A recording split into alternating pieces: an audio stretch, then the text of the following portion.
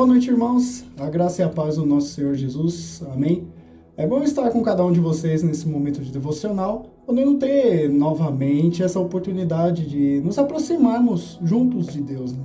Seja qual for o momento que você esteja assistindo, seja na noite em que foi lançado, ou seja mais tarde, é bom separarmos sempre um momento como esse ao Senhor, para que possamos juntos refletir um pouco mais sobre aquilo que Ele tem para dizer aos nossos corações, sobre aquilo que Ele tem para que possamos levar no nosso dia a dia para o resto de nossas vidas, né? É um momento extremamente importante que acontece todas as quintas-feiras no nosso canal do YouTube, e também você recebe as notificações em outras mídias da IPI da Vila. Hoje gostaria de falar um pouco sobre o livro de Eclesiastes, mais especificamente no capítulo 9. O livro de Eclesiastes é um livro que tem falado muito comigo ultimamente. É um livro complexo, é um livro que eu já comentei sobre ele anteriormente. Ele demanda muita reflexão e principalmente muito entendimento acerca do que está acontecendo e do que está sendo falado, do que está sendo pregado e de qual ensinamento a gente pode tirar a partir de tudo isso. O capítulo 9, pelo menos na minha Bíblia, ele inicia com o título, né? Tudo acontece igualmente com todos. Tenho refletido sobre todas essas coisas para chegar à seguinte conclusão: os justos e os sábios, com os seus feitos, estão nas mãos de Deus. E se é o amor ou se é ódio que está à sua espera, isso ninguém sabe. Ninguém sabe o que vai acontecer. Tudo acontece igualmente com todos. Perdão, irmãos. Tudo acontece igualmente com todos. O mesmo acontece com o justo e com o ímpio, com o bom e com o mal, com o puro e com o impuro, com o que oferece sacrifícios e com o que não os oferece, com o bom e com o pecador, tanto com o que faz juramentos, como com aquele que tem medo de fazê-los. Este é o mal que há em tudo que se faz debaixo do sol. A mesma coisa acontece com todos. Também o coração das pessoas está cheio de maldade, está cheio de loucura, enquanto elas vivem, depois rumo aos mortos. Para aquele que está entre os vivos há esperança, porque mais vale um cão vivo do que um leão morto. Porque os vivos sabem que vão morrer, mas os mortos não sabem nada e não têm nenhuma recompensa a receber, porque a memória deles jaz no esquecimento. Amor, ódio, inveja para eles já não existem mais. Eles estão afastados para sempre de tudo que se faz debaixo do sol. Portanto, vá e coma com alegria o seu pão, e beba com prazer o seu vinho, pois Deus já se agradou do que você fez. Que as suas vestes sejam sempre brancas e que nunca falte óleo sobre a sua cabeça.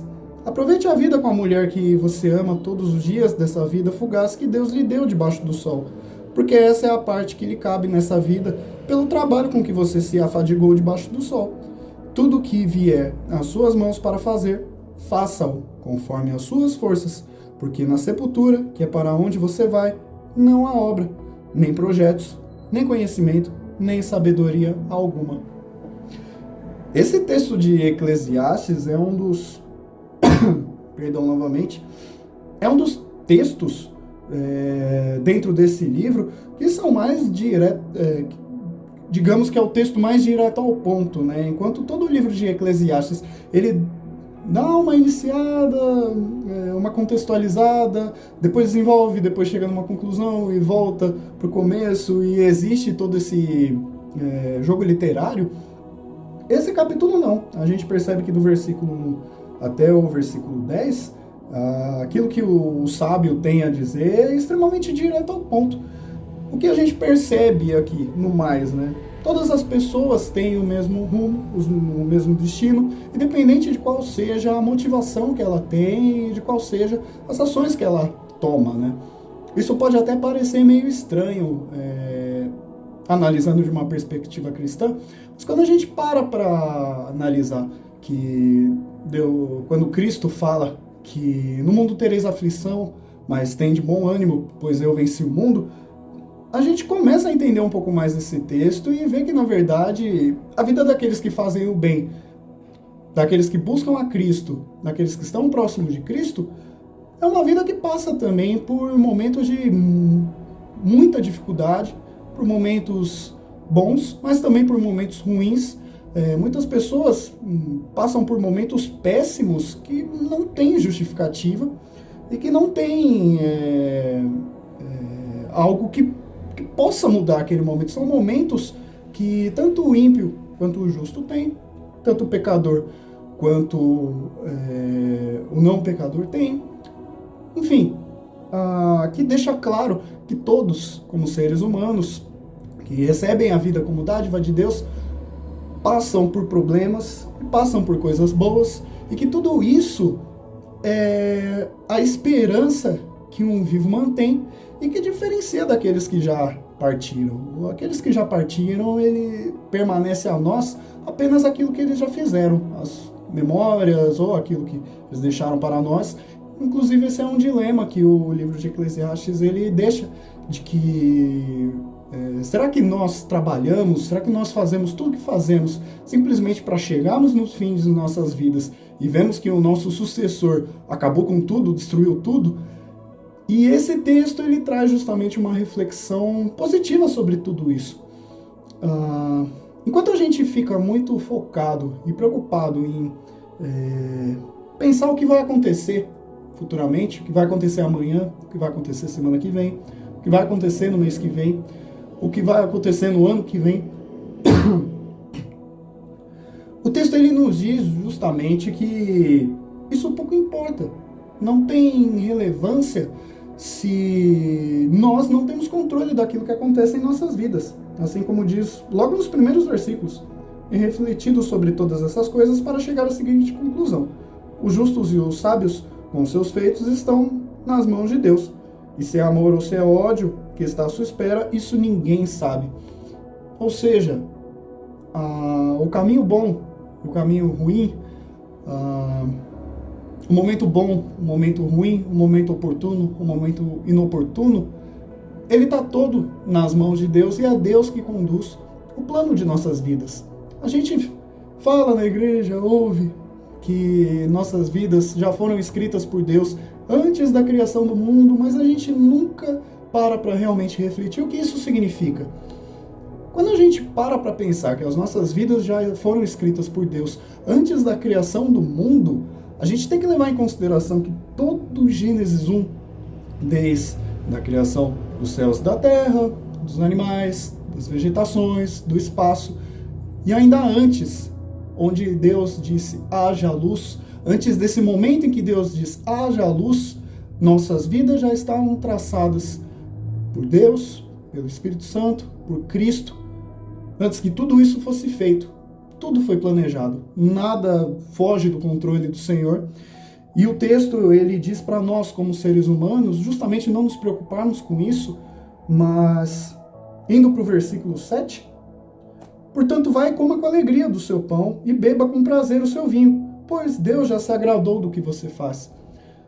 Ou seja, independente do que a gente tem a fazer, independente se pensamos que talvez não mereçamos o momento que estamos passando, talvez a gente seja tão bom para as pessoas, talvez a gente se engaje tanto para fazer o melhor, para poder dedicar o melhor não só a Deus, mas aos que estão ao nosso redor, e a recompensa que a gente recebe é totalmente negativa, e a vida traz um pessimismo grande, uma mistura de pessimismo com realismo, e a gente acaba ficando naquela decepção de as coisas, parece que tudo que acontece comigo é ruim. O texto ele diz justamente para que a gente fique calmo e pare de se preocupar com esse tipo de coisa, porque primeiramente Deus já se agradou com aquilo que nós temos feito, justamente porque Ele nos conhece e Ele escreveu tudo aquilo que temos feito e tudo aquilo que há de acontecer. Então, independe das nossas decisões um momento bom ou um momento ruim. Independe das nossas decisões sermos bons ou sermos ruins. E depende de nossas decisões qualquer rumo que a vida possa se tomar, justamente porque Deus é aquele que detém o controle sobre bem e mal, é aquele que detém controle sobre o que há de vir de bom, sobre aquilo que há de vir de mal. E para nós, o que resta? Para nós resta justamente as recompensas daquilo que aparece, tanto de bom quanto de ruim da vida que vivemos. Essa recompensa parece boba, digamos assim. É uma recompensa que, tá, mas tanta coisa ruim acontecendo, o que eu posso tirar de bom disso? Na verdade, tudo que a gente passa, seja bom, seja ruim, deixa um ensinamento. Tanto deixa um ensinamento, quanto deixa um resíduo, ou deixa uma ponta. E talvez nesse momento a gente não entenda para que isso serve. Mas futuramente pode ser que isso desencadeie em alguma ocasião boa. As coisas ruins, elas não acontecem simplesmente para que a gente fique magoado, mas a psicologia prova de que momentos ruins, eles trazem a nós conhecimentos, ensinamentos, e esse conhecimento, esse ensinamento proporciona mais para frente um momento bom. Então a gente já começa a perceber daí que os momentos bons, eles não são formados por nós, mas são formados por aqueles momentos ruins que aconteceram anteriormente, que a gente não teve o menor controle, nem mesmo intenção de tê-los. E quando o texto fala para nós aproveitarmos do pão e do vinho, ele não quer dizer literalmente para nós comermos pão e bebermos vinho, como se fosse uma metáfora à Santa Ceia, mas o texto ele diz justamente para aproveitarmos aquilo que temos. Aproveitarmos as vitórias que Cristo nos dá, aproveitarmos também as derrotas que Ele nos traz, porque tudo isso já está no controle de Deus. Deus permitiu que tudo isso acontecesse, e tudo o que acontece, independente do que for, deixa uma ponta, e essa ponta servirá mais para frente para amarrar alguma coisa, ou então para desenvolver alguma coisa. Enfim, o que resta a nós, como seres humanos que não detêm domínio sobre o que vai acontecer, é simplesmente descansarmos, fazer aquilo que gostamos, fazer aquilo que nos traz lazer, aquilo que nos deixa felizes, e aquilo que principalmente é recompensa de Deus a nós. O livro de Eclesiastes, ele inclusive cita que existe esse dilema de que o trabalho é exaustivo. Para que serve o trabalho? O trabalho ele parece tão desnecessário, se na verdade o que eu faço aqui vai ficar por aqui mesmo.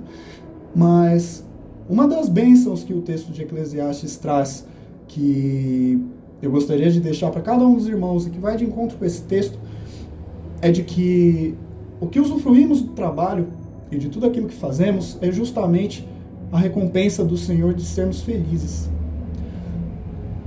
O sentimento de realização, de satisfação, o sentimento de gratidão, o sentimento de poder acordar mais um dia e ver um céu lindo, um céu que Cristo colocou lá, mesmo em um momento tão difícil de nossas vidas, e nós olharmos para aquilo e agradecermos ao Senhor e desfrutarmos de um dia no parque, aproveitando desse céu tão lindo, e aproveitarmos de uma conquista como um carro para poder chegar até esse parque, e aproveitarmos do dinheiro do nosso trabalho para poder comprar um sorvete.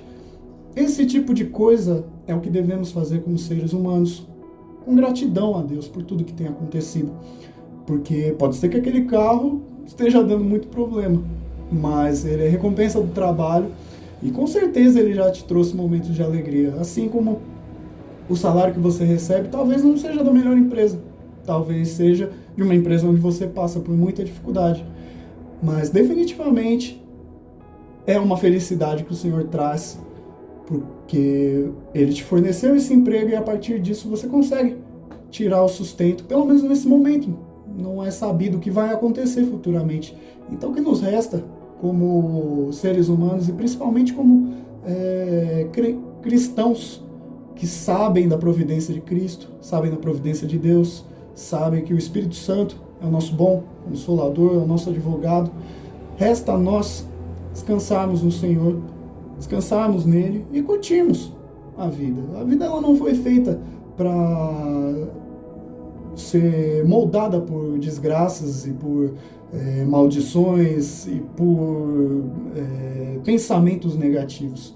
Muito pelo contrário, a vida ela foi feita para que nós pudéssemos enxergar Cristo dentro de tudo, tanto daquilo que é positivo quanto daquilo que é negativo. Porque não conseguimos entender quais são os propósitos do Senhor quando algo de ruim acontece. Mas definitivamente, quando algo de ruim acontece, é porque Deus predestinou lá atrás, antes da criação do mundo, antes que tudo fosse feito, e isso tem um propósito. E esse propósito vai trazer grande alegria, que é proveniente do Senhor, que controla todas as coisas. Então é isso que eu queria deixar a cada um dos irmãos. Sejam felizes naquilo que vocês têm, naquilo que vocês receberam de Deus. E pensem sobre isso. Quantas coisas boas acontecem, quantas coisas ruins acontecem, como isso afeta a nossa vida, como isso tem tido engajamento em nossa vida, como isso tem feito eu refletir nos meus momentos de devocional, o quanto eu tenho que agradecer a Deus pelo que Ele fez por mim, pelo que Ele ainda vai fazer. Amém, irmãos? Essa é a mensagem que eu gostaria de deixar a cada um de vocês. E, novamente, assim como no outro devocional que tivemos sobre Eclesiastes, eu recomendo fortemente que leiam o livro de Eclesiastes. Ele é um livro... Perdão. Ele é um livro que parece ir numa linha totalmente pessimista, e realmente no começo ele é bem pessimista, mas quando ele começa a abordar sobre a felicidade que o Senhor nos traz, quando ele começa a abordar sobre Deus no controle de todas as coisas, o livro ele muda de visão e a visão se torna totalmente vitoriosa, porque aquele momento de trevas se torna um momento de grande felicidade. A gente pode imaginar um pouco do que Salomão, ou seja, quem foi que escreveu esse livro na antiguidade, como ele estava passando no momento que escreveu esse livro. Talvez seja alguém que já tivesse uma grande maturidade. Tem trechos do livro onde é citado sabedorias que podem ser até de anciãos, mas é nítido que é alguém que já passou por muitos problemas e no final deles conseguiu ver grande proveito e conseguiu ver a grandiosidade de Deus acima de todas as coisas. Amém, irmãos?